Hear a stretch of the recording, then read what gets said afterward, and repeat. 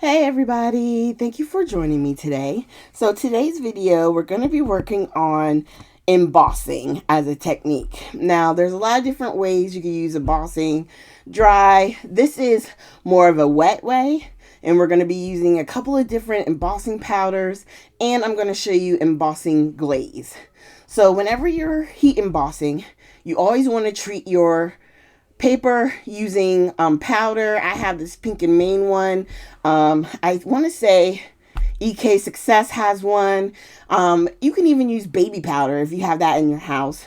You just want something to take off the static off your paper, so that way the embossing powder doesn't stick where you don't want it to. Okay, so we have our heat tool, we have a stamp, and we're going to treat our paper and then get started. So the first thing I'm going to do is kind of create using the Versamark, the clear ink, because what I want to do is basically use it in a technique called, basically, what is it? It's called resist. It's like a resist technique, right? So we're going to use clear, and then use clear embossing powder, so that way it's basically trapping in the white paper. And then at the end, I'm just going to do some ink blending around it, so that way you can see how it'll stand out and resist.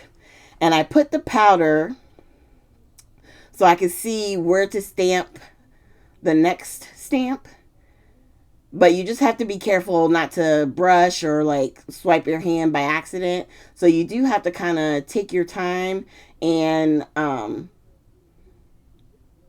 just work slowly. I know it looks like I'm moving really fast, but I wasn't. I just sped this up so that way this video doesn't take all day. And then once you have everything covered, I always like to cover up the embossing powder and make sure nothing is getting all over the place, because you don't want to heat it and then it winds up melting in places or areas that you don't want it to. Okay, so real quick, I'm gonna grab, I was looking for an embossing pen, because on one of the triangles it didn't fully stamp correctly, so I'm using an embossing ink from that pen to fill it in, so that way I have all my pieces. I forgot that's what I was doing right there.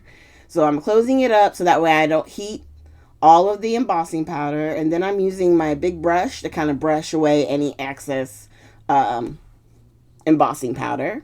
And then once I heat up my tool, I do like to heat it sometimes from the back first. It helps minimize warping, because sometimes when you heat emboss, the paper wants to curl up because it's getting hot. So I like to heat from the back and then from the front to keep it from warping too bad. Now, I'm using here Versaclear Nocturnal ink, and this ink is more like a pigment ink, okay? So it stays wet longer, so your embossing powder will stick to it. So if it doesn't matter, if you can see through it or anything like that, a lot of times I'll use the Versaclear and then heat emboss, and you can see on the angle how quick that went from dull to shiny. That's what you're looking for whenever you're doing heat emboss. Just to let you know. So like a lot of times I'll hold it in an angle, so that way I can see as it heats up, it go from dull to shiny. So we're going to tap that embossing powder back into the container, and then we'll go ahead and heat that up. And I'm going to hold it, like, see how I'm going from bottom and then boop and boop. You see how quick it went to shiny? That's because once your tool is really heated, it doesn't take long, okay? And you want a tool like the one I'm using where it's more of a direct heat. Whereas if you use the heated tool from Ranger, it makes a wider space. It takes longer for the embossing to heat up. You can use it, but it just takes too long. So Embossing glaze. I'm going to show you two different ways that you can use the embossing glaze. I'm using the Versamark ink, which is clear. And then I'm also going to stamp the crushed olive oxide ink and stamp that down. So with an embossing glaze, that is more translucent. It has color properties, but it has also more of a translucent. So right now, I think I'm just tapping it off, and then I think my finger winds up hitting one of the triangles, and so I have to put a little bit more powder on it, which I do right here. And then, and that's on the translucent side. All right, so now we're going to heat this up, and you can see how the one on the left just looks a little bit deeper in color, richer color, is because we use the same color ink and just use the glaze over top of it. And then the other glaze on the clear, it's not as vibrant. It's vibrant, but it's not the same. You can tell that they're not the same.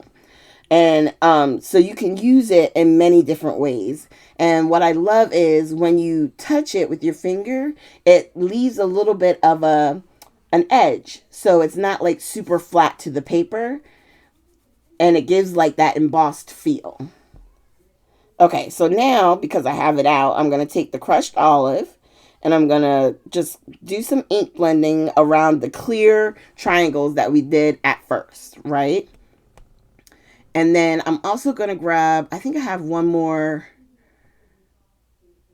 Yeah, I'm going to grab another tool after this. But now I'm going to use the black soot oxide and go from the top. And I'm just really trying to create a little bit of a blend just so that you can kind of see the triangles that we put down from at the beginning. All right. And not, sometimes it is hard to blend in the oxides. They are more creamier, but sometimes it's harder to get a nice pretty blend.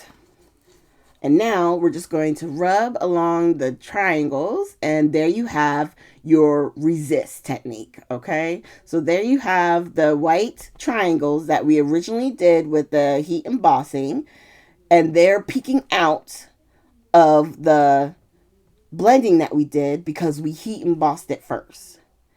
So on the next video, when we do the embossing, I'm going to do more of a heat resist embossing like that, but there's many ways that you can use embossing on your projects.